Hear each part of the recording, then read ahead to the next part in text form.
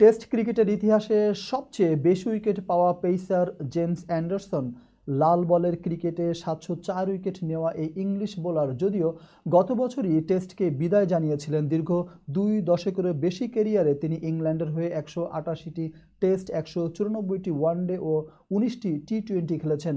জাতীয় দল থেকে অবসর নিলেও ৪২ বছর বয়সী এই পেসার এখনও ঘরোয়া ক্রিকেট চালিয়ে যাচ্ছেন। ক্রিকেটে অসামান্য অবদানের স্বীকৃতি হিসাবে এবার নাইটহুড উপাধি পেতে যাচ্ছেন অ্যান্ডারসন।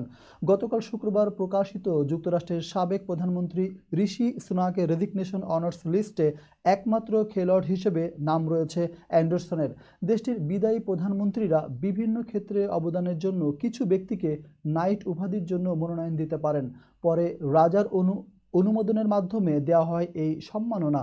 নাইটহুড প্রাপ্তদের নামের আগে স্যার যুক্ত হয়। এর আগে ইংল্যান্ডের আরও কয়েকজন কিংবদন্তি cricketer Alastair Cook, Ian Botham, Geoff Boycott, Andrew Strauss সহ অনেকেই এই উপাধি পেয়েছেন।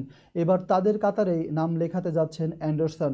ইংল্যান্ড ও ওয়েলস ক্রিকেট বোর্ডের প্রধান রিচার্ড থমসন অ্যান্ডারসনকে ইংল্যান্ডের সত্যিকারের কিংবদন্তি আখ্যা দিয়ে বলেছেন, অ্যান্ডারসন ক্রিকেটকে অনেক কিছু দিয়েছেন, এটি তার প্রাপ্য সম্মাননা।